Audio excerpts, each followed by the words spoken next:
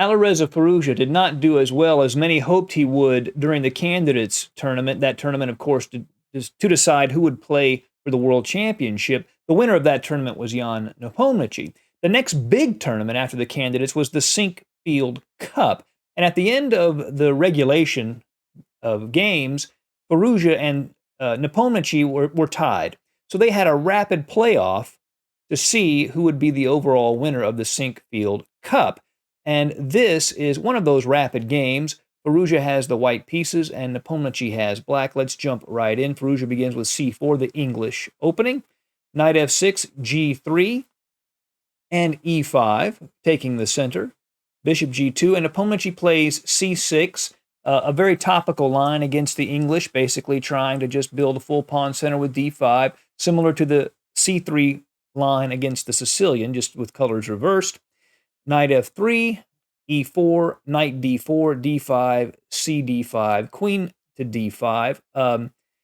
cd5, which you might see if the colors were reversed, doesn't work so well here because after the castle, knight c6, knight takes, and then d3, what ends up happening is that black doesn't have the development to support this pawn structure. So instead, Nepomniachtchi takes with the queen, e3. So there's some weaknesses on both sides. This pawn is quite vulnerable, but this d3 square is something that Firouzja is going to have to tend to. If he can solve that problem, he could have a good position. A knight to a6 was played by Nepo. Why would you move the knight to the side of the board? Well, b4, d3. He's basically aiming at that weak square. So d3 to sort of liquidate that pawn on e4 and get rid of that weakness. Bishop to b4 check, knight to c3 to block, bishop takes, pawn takes, now knight to c5. So he's going this route, again aiming at the d3 square. But first c4, and intermezzo, hitting the queen before dealing with the threat to the d3 pawn. If he were to take the pawn, for example, a queen could actually take, and then he would take the black's queen later, so he can't do that. So the queen has to move, moves to e5, pawn takes pawn, knight ce4, castles, c5, and knight to b3. So we can begin to get a sense of what's happening in this position. We basically have competing majorities. Black has a 3-2 majority on the queen side. White has a 4-3 majority on the king side, but also has this one extra central pawn that he can use. White also has the two bishops. So we get to see how the play commences. Castles, and now f3. So Firouzja doesn't waste any time. He begins pushing his pawn majority and advancing in the center right away with tempo, hitting the knight at e4. The knight goes back to d6, and now e4. And already, Nepo is in serious trouble.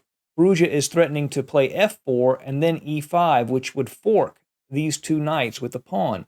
A possibility for Nepo was knight to c4, but then after f4, queen to c3, e5, let's say knight to d7, Firouzja is already generating serious threats. He could play a move like a3. You say, why would you play a move like that? What's the point? Well, the point is to trap the queen on c3. He's already threatening rook to f3, which would cause all kinds of trouble for black. If knight to e3, then queen to f3, queen b3, bishop e3.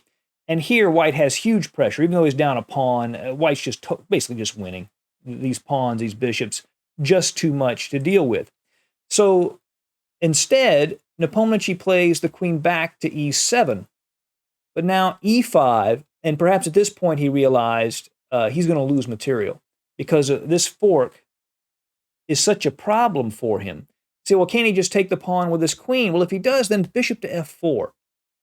And that skewers the queen to this knight, and the queen and bishop would both attack the knight, and the knight would be lost, so he cannot do that. So he's got to get compensation for the lack of a piece, so he takes the pawn at c4. Pawn takes knight, queen f6. By the way, this rook on a1 is defended by the knight at b3. So queen to d5. Firouzja hits the knight and the pawn at c5. Bishop to e6 defends the knight, but he loses the pawn. h6, perhaps he's worried about Firouzja playing queen to g5 or bishop to g5. Material up, white would like to trade queens, so Nepo doesn't want to allow that. So he plays h6, f4, threatening to play f5, which would remove the defender of the knight at c4 and cost a piece. Rook a to d8, but now f5 is played. And Nepo perhaps counted on this move, another intermezzo, b6. He says, I'll attack the queen before I move my bishop, but queen to c7 keeps pressure on that knight. Rook to c8, hits the queen, defends the knight, but now queen to f4, and the bishop is forced back. He doesn't lose the piece, but white is generating enormous pressure on the king side. Queen to d4, centralizing the queen. Again, remember, Firouzja would love to trade queens because he's up material. It's the d7 bishop and the queen. So queen to d8 was a possibility to avoid the exchange of queens. The problem is then f6, and Nepo's king side would just be torn apart, and he can't allow that. So now queens do have to be exchanged. Queen captures d4, which is check, but he retakes with the knight, and rook f to d8. So Nepo only has one pawn for the piece. He has slightly better coordination, and that's all. But this is a rapid game, so he has to keep fighting. Bishop to f4, bishop to a4, reveals an attack against the knight at d4 and controls the square that a rook would defend the knight from. So the knight has to retreat to f3, but now bishop to c2, aiming at this f5 pawn, so g4 to protect it.